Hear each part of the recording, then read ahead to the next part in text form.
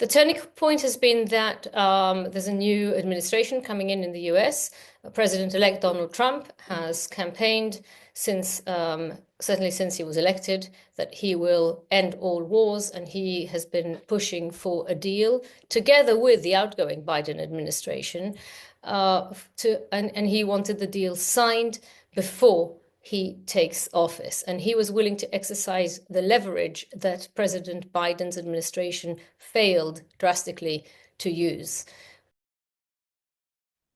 Well, Hamas are in a very weak position. They have been, to a large extent, dismantled. They have very little ammunition left.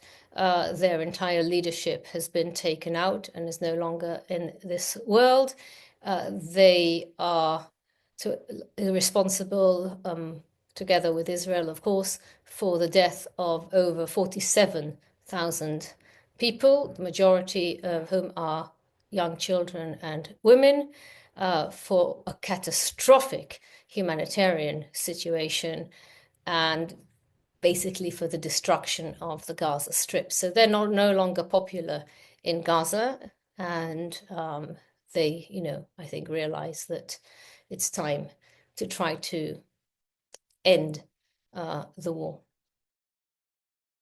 The hurdles are immense. It's a long, long road to two states living side by side in peace, but that is the only way forward. The Middle East is a changed region now. There's been very deep trauma on both sides. I'm not comparing the nature and scope. I'm not comparing the numbers, but I think there has to be a recognition of the narrative and the history of the other side. And without that recognition, it will be impossible to move forward. And I think impunity needs to end. And I think humanity needs to prevail.